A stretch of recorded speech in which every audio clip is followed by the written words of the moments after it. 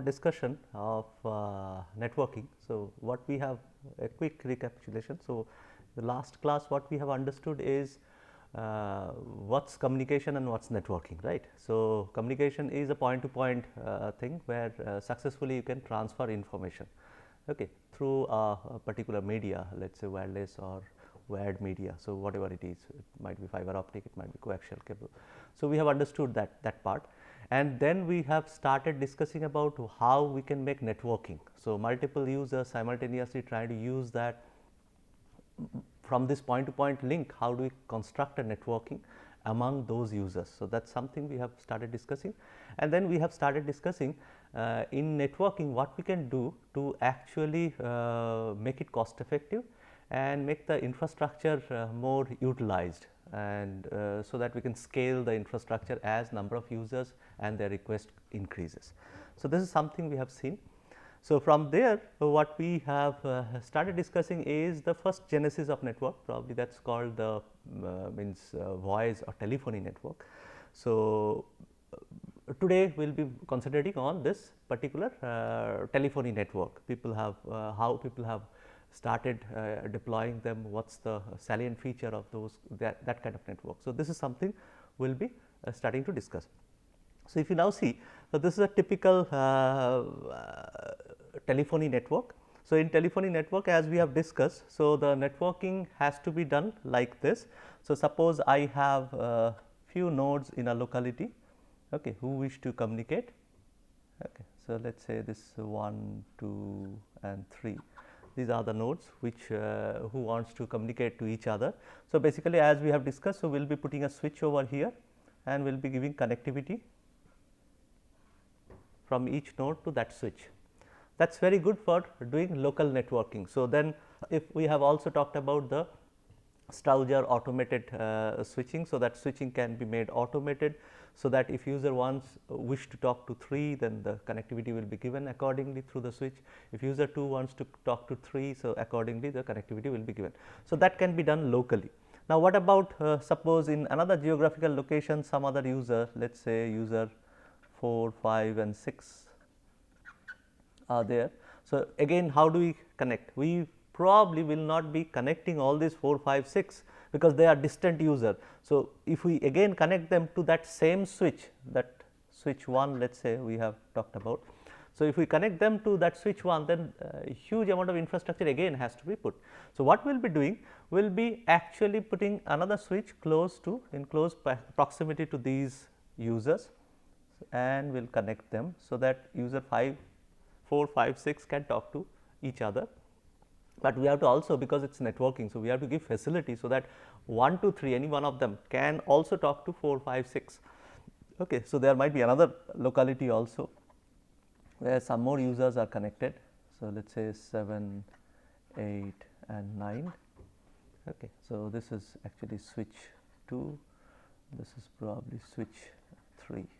Now, we have to give connectivity among these switches also. So, we go hierarchically. So, basically we will put another switch which is more of a core switch probably, and then give connectivity to all these switches. This is something we have discussed also last time. So, once we do that, so this is kind of let us say a core switch. So, this is a bigger switch actually. So, let us call that a switch 4. So, what will be happening if user 2 wish to communicate to user 9. So, what he will do? He will first go to this switch, and from this switch we will be giving a connectivity to this one. So, this and that will be routed through this. So, this switch will make this connectivity. So, it will go to switch 3, and from switch 3 the connectivity will be given towards 9. So, this is how we will be establishing connection. So, that is what I have demonstrated over here. So, this is locality 1.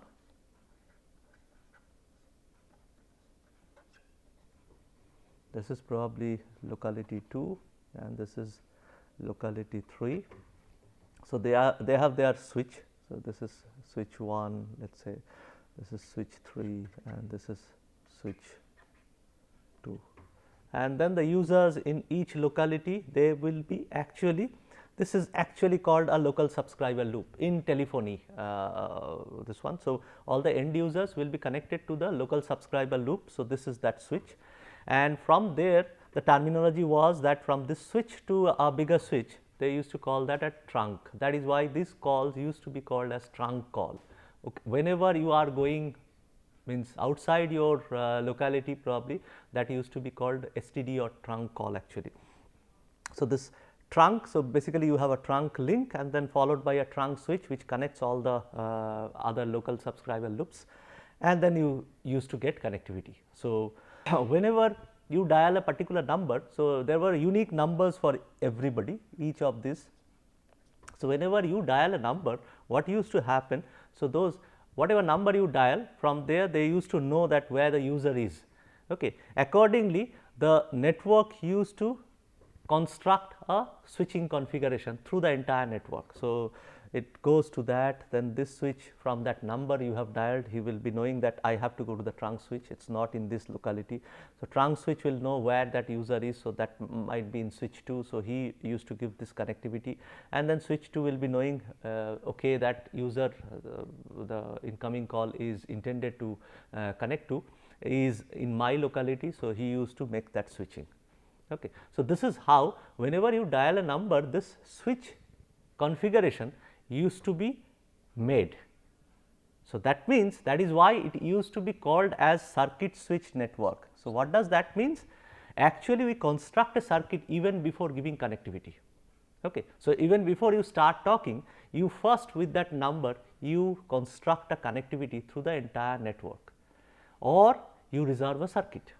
Okay. So, a circuit for yourself you actually construct. So, suppose this user, let us call it user I, wants to communicate to user J. So, what you do? You reserve a circuit. Which way will be reserving circuit? I will talk about that later on.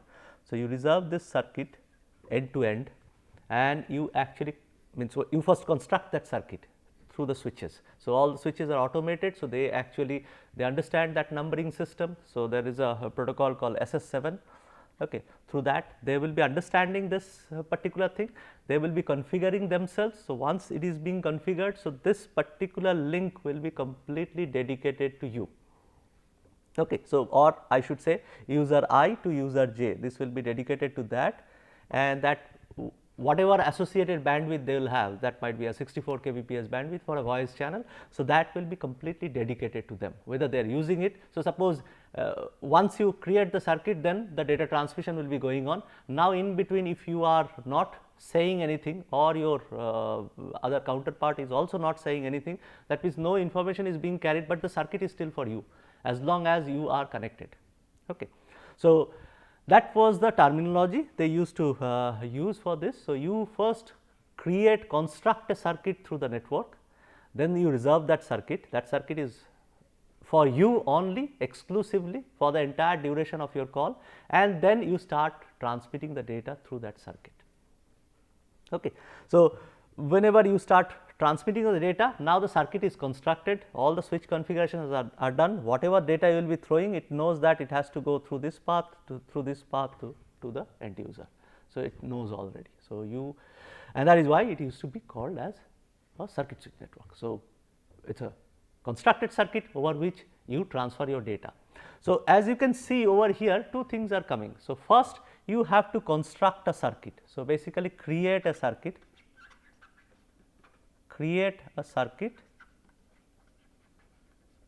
and then, so this is the control part basically with those dialing numbers you used to do that. So, that is the control part, you create a circuit through the networking, switches will help you to do that. So, once this is being done, after that you actually transfer your data. So, next phase is original data transfer.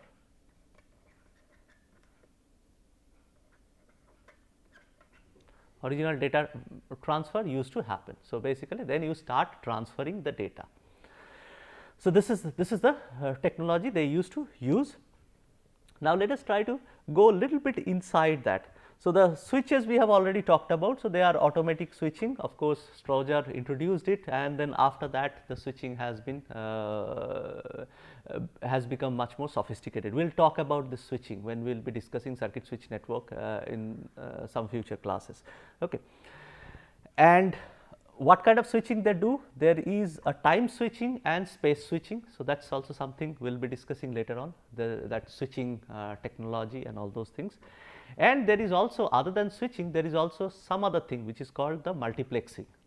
Okay. This is something I will give a brief idea about it, because if you wish to contrast it with the current networking, data networking, which is a packet switch network or IP network, you need to understand that multiplexing. So, the multiplexing technique actually gets differentiated in that particular perspective. So, we need to understand this part, but this is the multiplexing they used to use, which is well known. You have already studied this part probably. It is called time division multiplexing. So, that they used to do for voice call. So, there is a multiplexing, there is some associated switching. So, that might be time switching or space switching. We still have not understood that part, but that will be clear in this course in due time. And the switchings are automated. So, you through this switch you create a circuit. This is what is circuit switch network. So, let us try to understand this multiplexing first, at least to get some idea.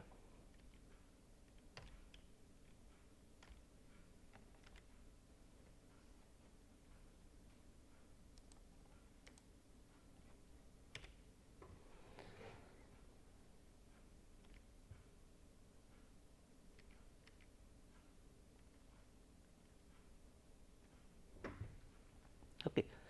So, let us try to see what this multiplexing. So, over here I will be concentrating on the first part, okay, which is called the TDM multiplexing. So, this is the part.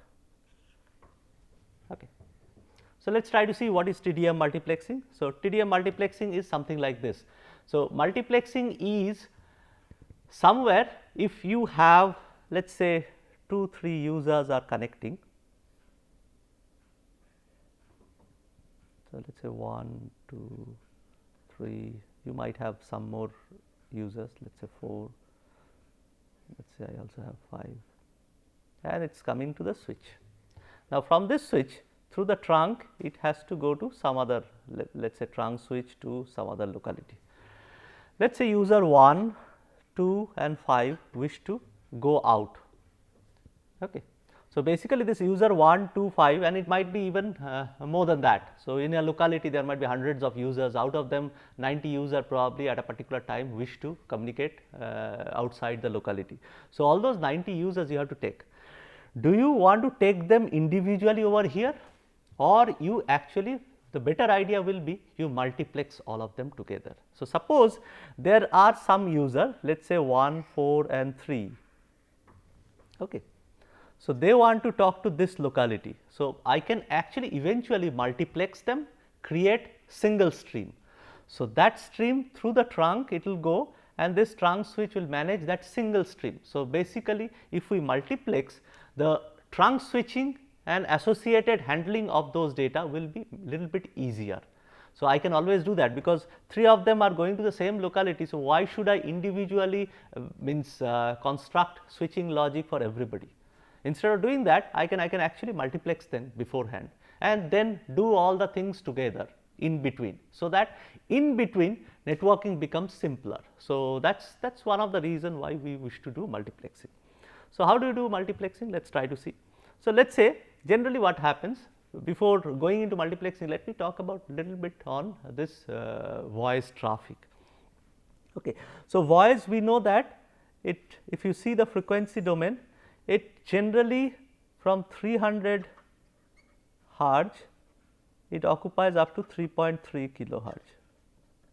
Okay. So, if I take, so frequency spectrum, it is double sided, some kind of pattern it will have. Okay. So, 300 to 3.3 kilohertz. So, if I just consider the voice bandwidth, I can go safely up to 4 kilohertz, and we can say up to 4 kilohertz all the content of voice signal will be already there. So, my voice signal is of bandwidth 4 kilohertz, let us say in the baseband. Okay. Now, what I will be doing? So, for voice I have to convert it to, it is an analog signal. Okay. So, I want to do a digital communication. So, if that is the case, you all know about this PCM encoded voice. So, what we do? We first do sampling. So, if it is 4 kilohertz, according to the concept of Nyquist sampling theorem, we have to do, just to avoid aliasing and all those things, we have to do a double sampling rate, right. So, So, at least double sampling rate. So, if it is 4 kilohertz, already we have given guard band from 3.3 to 4. So, we can actually go and sample it at means double 4 kilohertz. So, 8 kilo samples per second. Okay. So, that should be my sampling. So, if I do 8 kilo samples, so what I will be getting? So, suppose I have a voice signal, this is in time. So, I do this sampling. Each of those samples will have an amplitude value, but because voice is having continuous kind of amplitude, that means it can take any value of amplitude, but that is not good for digital transmission. So, I have first sampled it. After sampling, what I am trying to do is now we want to actually convert it into digital. So, for converting to digital, we have to give discrete levels. So, we start quantizing them. So, basically whatever the maximum and minimum voice amplitude that can come, I actually subdivide this entire band into smaller bands. Okay. Those are the quantization that I am trying to do. So, let us say generally in voice in PCM what they do, they actually construct such 256 levels. Okay. Now, 256 levels in binary representation, how many bits are required? It is 2 to the power 8. So, 8 bits are required. So, 256 is nothing but 2 to the power 8. So, I know that 8 bits are required to represent each of these samples. Okay. So, each of these samples I first see which level it goes to, corresponding binary representation I give of 8 bit. So, basically each of these samples will be of 8 bit. So, what is the overall data rate that is happening? So, there are 8K samples due to my sampling, and then each of the sample is of 8 bit. So, therefore, it is 64 kilobit per second. So, that is why any voice that we are actually means doing digitize it or PCM encoding it. So, what is happening? We are getting overall 64 kilobits per second, right. So, that is the magic number, 64 kbps. This is what we get for each of the voice signal. So, now what is happening? So, if I now start seeing this particular thing, if I just enlarge it or enhance it time domain. So, what happens? There are samples. So, each of the samples now will be represented by, so let us say this is one sample. So, this is another sample, this is another sample, something like this. So, each of these samples now will be represented in binary bit pattern. So, there will be 8 bit that I can put over here. So, 1 0 0 0 something like that, 8 bit. Again this will be represented by 8 bit, this will be represented by 8 bit, and so on. Okay. And the corresponding data rate should be 64 kbps, right. This is what that will be happening. So, that is what a voice looks like after PCM encoding or pulse code modulation encoding. So, we are taking sampling, then each pulse we are actually representing it into a digital stream of 8 bit, and those 8 bits you can put one after another. Now, what is multiplexing? Let us try to understand that part. So, what I can do is, we have got 64 kbps sample. Now, I want to multiplex them. So, basically 2 voice signals are coming. Let us say, let me erase this at least. Okay. So, let us try to see how do we multiplex these two things. So, basically what has happened, I have a voice signal, let us say that is 64 kbps already PCM encoded. So, there is a voice source, so let us say source, I have PCM encoded it.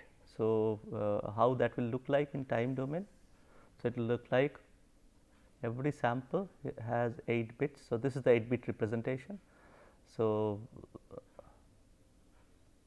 and next let us try to also understand between samples what is the time gap. So, because you have done 8 kilo samples per second, right. So, basically it should be 1 divided by 8K. So, that is 125 microsecond. So, this time slot will be 120. So, within this 125 microsecond, you are putting this 8 bit. Okay. So, similarly next 125 microsecond, next 8 bit, next sample will be coming. So, this is how the first source will have. If I have another source S2, this will also have similar things every 125 microsecond. Now, what I can do, if I wish to multiplex, so basically these two data I have to aggregate somehow.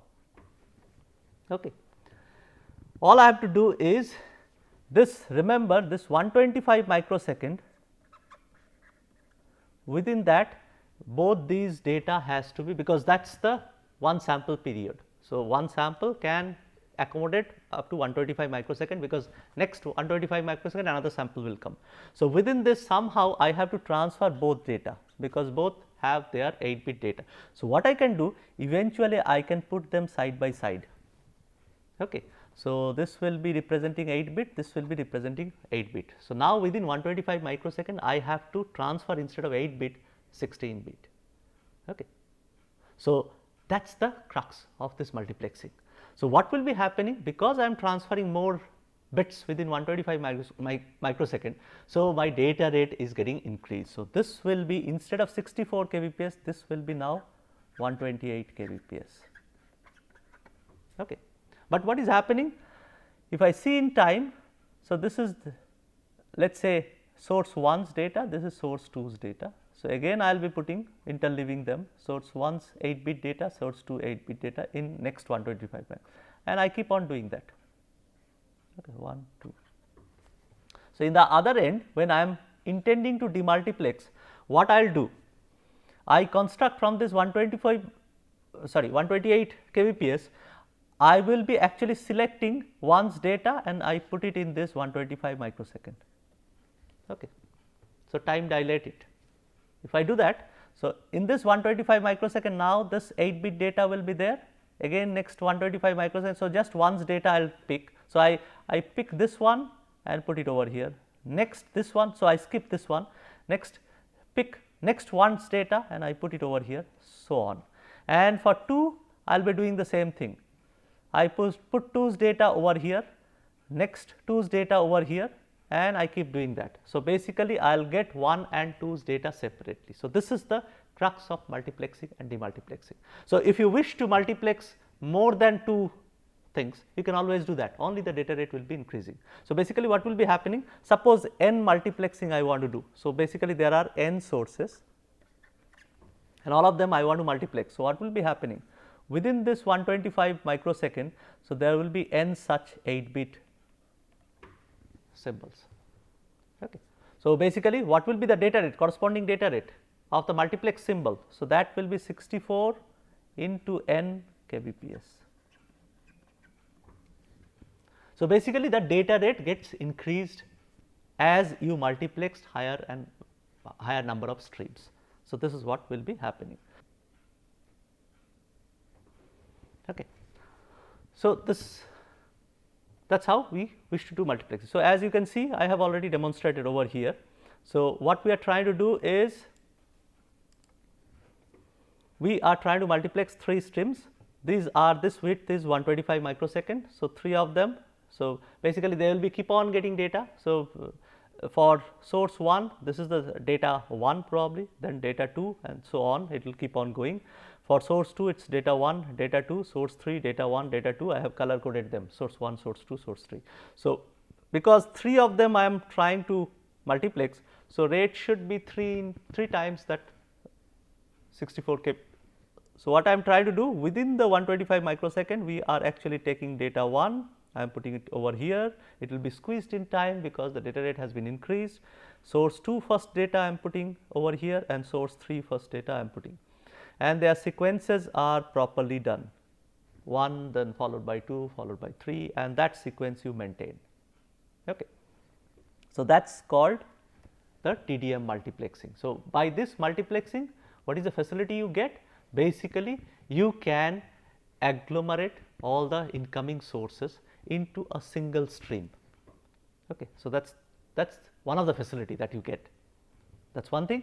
Second thing is, as you can very clearly see, that within the time domain, as long as your times are synchronized, these whomever you multiplex, they have a particular address. Okay.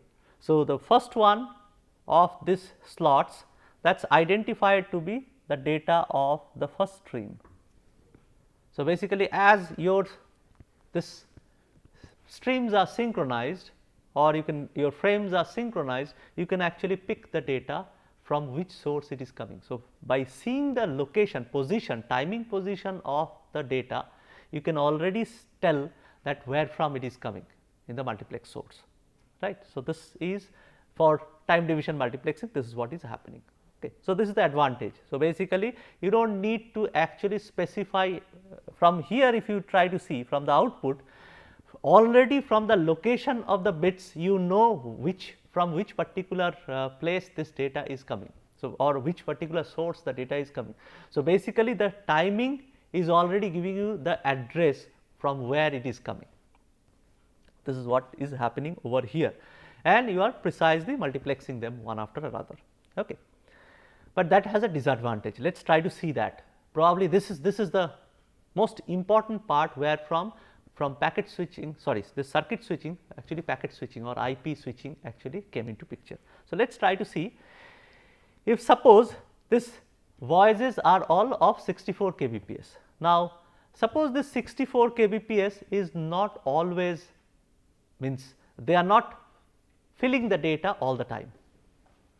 Okay. So, what might happen? So, within this 64 kbps, it might happen that sometimes there is nothing. So, basically the voice signal, if you see, I continuously sample them and I do the PCM encoding, but sometimes there might be lull period. So, nobody is talking. So, at that point I am actually not transferring any information, I am mostly transferring noise, okay, or transferring nothing as such, no information is being transferred. So, if that is the case, I am actually at that point there might not be any data to transfer. So, let us take a scenario, arbitrary scenario. So, I am trying to transfer multiplex these three. So, this is stream 1, this is stream 2 and this is stream 3. Stream 1 has data in the first slot also, in the second slot also it has data. But what is happening in stream 2, it has data in the first slot, but second slot it does not have any data. Suppose this is the scenario. And stream 3, in the first slot there is no data, but second slot there is data. Now, I want to multiplex them, but because it is a TDM multiplexing, then what will happen? The timing location is the address. So, therefore, I cannot actually play with this address. So, everybody should be, if I am multiplexing 3, everybody should be given its distinct location. So, this is the location 1, location 2 and location 3. So, I have to give location 1, 2, 3 in the first slot, and then I have to also give location 1, 2 and 3 in the second slot. Now, in the first slot, stream 1 has data, so I put that. Stream 2 has data, so I put that. Okay. So, stream 1 data 1, stream 2 data 1 I put. Stream 3 does not have data over here. So, this goes blank over here. Similarly, second slot, as you can see, stream 1 has data, but stream 2 does not have data. So, this goes again blank over here. So, what is happening? You make a 3 times rate and then some of the locations are getting wasted over here. So, TDM multiplexing will always give you wastage. Okay. So, what we will try to look in the next class is how do we really reduce this wastage. Okay. So, that should be the major focus of these things, means next multiplexing that we will be starting to discuss, that should be our major focus, that we due to our this kind of multiplexing there is a wastage. This was probably the building block of circuit switch network, but we have to now appreciate that there is a wastage in this TDM multiplexing or circuit switch network. So, can we really take out that wastage, do something else to, means again enhance the usability of the resources we put, or cost effectively use it or reduce the cost of infrastructure. How can we do that? We will see that in the next class. Okay. Thank you.